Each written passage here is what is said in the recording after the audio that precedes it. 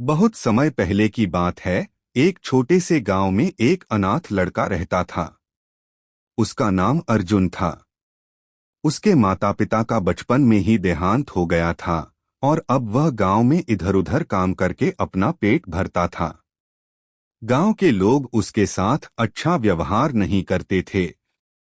एक दिन जब अर्जुन जंगल में लकड़ियां बीनने गया तो उसे एक बूढ़ा साधु मिला। साधु बहुत भूखा और थका हुआ था। रोटी निकाली और साधु को दे दी। साधु बहुत खुश हुआ और बोला, बेटा तूने मुझे खाना खिलाया, इसलिए मैं तुझे एक वरदान दूंगा। अर्जुन को विश्वास नहीं हुआ, लेकिन उसने साधु से विनम्रता से पूछा, बाबा मुझे किसी वरदान की आवश्यकता नहीं, बस मेरे पास रोज खाना हो और रहने की जगह मिल जाए, यही बहुत है। साधु मुस्कुराया, सुंदर सफेद बकरी निकाली। यह कोई साधारण बकरी नहीं है, यह जादुई बकरी है। जब भी तुम इसे कहोगे बकरी मेरे लिए कुछ निकालो, यह तुम्हारी जरूरत का सामान निकाल देगी। लेकिन ध्यान रखना, इस बकरी का रहस्य किसी को मत बताना। अर्जुन ने साधु को प्रणाम किया और बकरी को लेकर अपने गांव लौट आया। अर्जुन बहुत खुश था।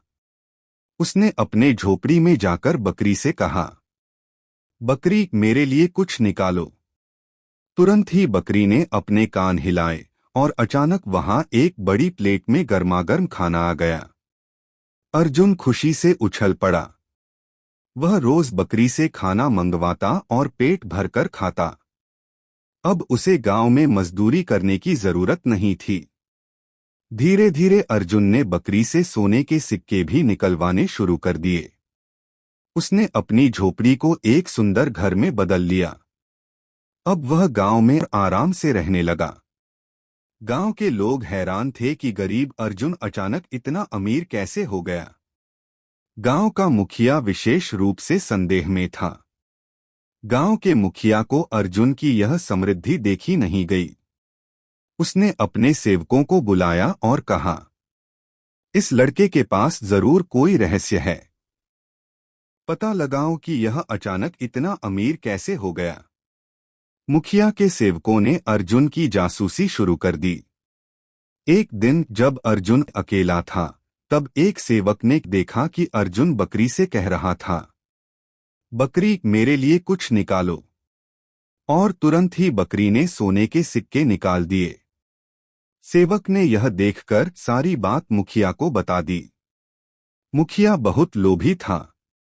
उसने अर्जुन को अपने घर बुलाया और कहा, बेटा अर्जुन तुम तो बहुत अच्छे इंसान हो। मैं तुम्हें एक दावत देना चाहता हूँ, आज रात मेरे घर भोजन के लिए आओ। अर्जुन को कुछ शक हुआ, लेकिन वह मुखिया के यहाँ जाने को तैयार हो गया। जैसे ही वह वहां गया, मुखिया ने नींद की दवा मिलाकर उसे पिला दी। अर्जुन गहरी नींद में सो गया और मुखिया ने उसकी बकरी चुरा ली। अगली सुबह जब अर्जुन जागा तो उसने देखा कि उसकी बकरी गायब थी। उसे समझते देर न लगी कि यह सब मुखिया की चाल थी। वह दौड़ता हुआ मुखिया के घर पहुंचा और बोला, मुखिया जी मेरी बकरी कहाँ है? मुखिया ने क्रूरता से हंसते हुए कहा, अब यह बकरी मेरी है। मैं इसका मालिक हूं और अब से यह मेरी सेवा करेगी। अर्जुन बहुत दुखी हुआ, लेकिन वह समझ गया कि सीधे लड़ने से कोई फायदा नहीं होगा।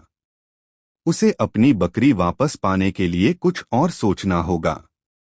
अर्जुन निराश होकर जंगल में उसी जगह पहुंचा जहां उसने साधु को पहली बार देखा था। सौभाग्य से साधु वहीं बैठे थे। अर्जुन ने रोते हुए पूरी कहानी साधु को सुनाई।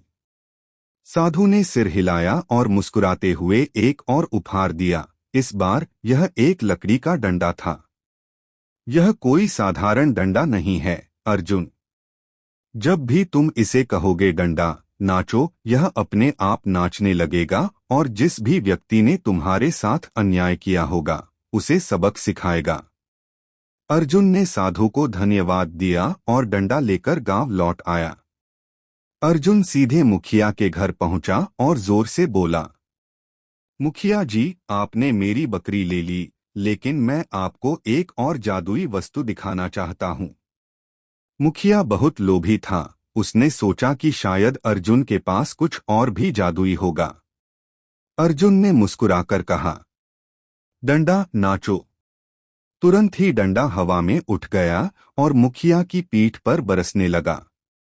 अरे बाप रे! बचाओ! रुको, मैं बकरी लौटा दूंगा, मुखिया चिल्लाया। लेकिन डंडा तब तक नहीं रुका जब तक मुखिया ने अर्जुन की बकरी लौटा नहीं दी और गांव वालों के सामने अपने पापों की माफी नहीं मांगी।